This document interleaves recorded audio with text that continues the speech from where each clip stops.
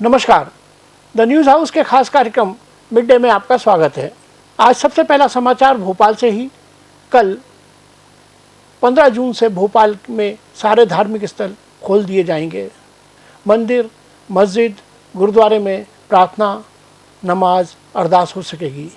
भोपाल जिला प्रशासन ने आज एक गाइडलाइन जारी की है कि इन धार्मिक स्थलों पर कब जाएं, कैसे जाएं। भोपाल के बाजार भी आगामी सोमवार से शुक्रवार तक ही खुलेंगे। शनिवार और रविवार को भोपाल के बाजार बंद रहेंगे।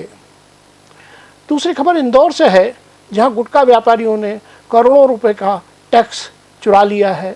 उस टैक्स की गणित करने के लिए विभाग लगे हुए हैं। ये घोटाला करोड़ों में है। पेट्रोल और डीजल के भाव आज फिर बढ़ गए हैं। अगली खबर अटलांटा से है, जहां पुलिस की गोली से फिर एक अश्वेत मारा गया है और इसके परिणाम स्वरूप पुलिस चीफ को इस्तीफा देना पड़ा है। दुनिया के वे देश खुशनसीब हैं जहां कोरोना और बाल मजदूर नहीं हैं। दुर्भाग्य से भारत में कोरोना और बाल मजदूर दोनों हैं। ये दोनों अब भारत के लिए समानांतर चलने वाली समस्या हो जाएगी। वर्ष 2015 में अंतर्राष्ट्रीय समुदाय ने बाल मजदूरी सहित मानव दासता के खात्मे का लक्ष्य 2026 रखा है। हकीकत में कोरोना महामारी सिर्फ स्वास्थ्य और आर्थिकी से जुड़ा संकट नहीं है, ये बच्चों के भविष्य का भी संकट है।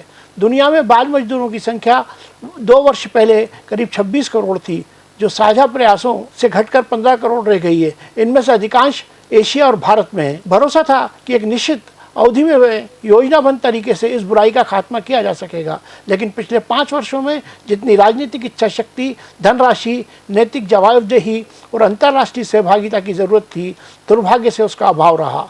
अब कोरोना ने तो सारी योजना पर पानी फेर दिया है।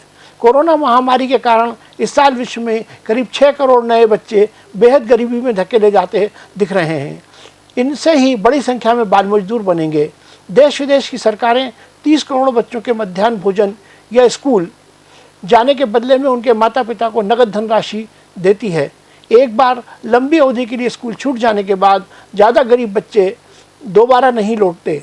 लॉकडाउन में तो वो जो रास्ता है वो दिख भी नहीं रहा है। कई उदाहरण हैं। अर्जेंटीना में 2018 में हुई शिक्षकों की लंबी हड़ताल के बाद स्कूलों में बच्चों की संख्या घटी और बाल मजदूरी बढ़ी। लाइबेरिया में फैली इबोला महामारी के बाद भी ऐसा हुआ। भारत सहित कई देशों में कोरोना का दुष्प्रभाव सामाजिक व शैक्षणिक रूप से पिछड़े व कमज़ोर वर्गों पर पड़ रहा है। उनकी गरीबी व बेरोजगारी बढ़ रही है, ये और भी बढ़ेगी। इसका खमियाजा उन बच्चों को भुगतना पड़ेगा। भारत के लाखों प्रवासी श्रमिकों के बच्चों को ये सब भोगना है। महामारी के इन असामान्य हालातों में बाल मजदूरी बढ़ने से रोकने के लिए हमें कुछ ठोस उपाय करना होगा। पहला, लॉकडाउन के बाद ये सुनिश्चित करना होगा कि स्कूल खुलने पर 26 छात्र कक्षाओं में वापस लौट सकें। इसके लिए स्कूल खुलने से पहले और उसके बाद उन्हें दी जाने वाली नगद प्रोत्साहन राशि, मध्याह्न भोजन, वजीफे आदि को जारी करना होगा। दूसरा, शिक्षा क्षेत्र में प्रौद्योगिकी को सस्ता व सुलभ बनाकर गरीब व पिछड़े परिवार के बच्चों को पढ़ाई से जोड़ा जाना जरूरी है। तीसरा, सरकारें गरीबों के बैंक खातों में नगद पैसा जमा करें।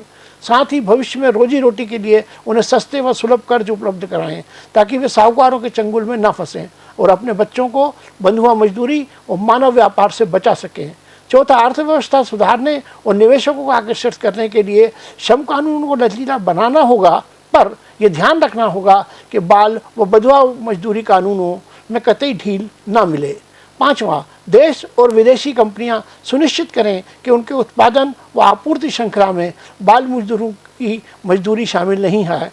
सरकारें निजी कंपनियों के सामान की बड़ी खरीदार होती हैं, इसलिए वे सिर्फ बाल मजदूर से मुक्त सामान ही खरीदें।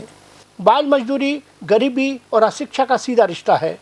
ये एक दूसरे को जन्म देते हैं, पनपाते हैं और चलाते हैं, जो समावेशी विकास में सबसे बड़ी बाधा है।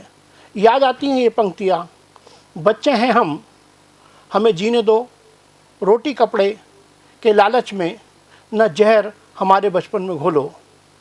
क्या बचपन मेरा फिर आएगा, 2 घूंट खुशी के पी लेने दो, बच्चे हैं हम, जी लेने दो। आज के मिड डे में बस इतना ही। आगामी समाचारों के लिए बने रहिए द न्यूज़ हाउस के साथ। नमस्कार।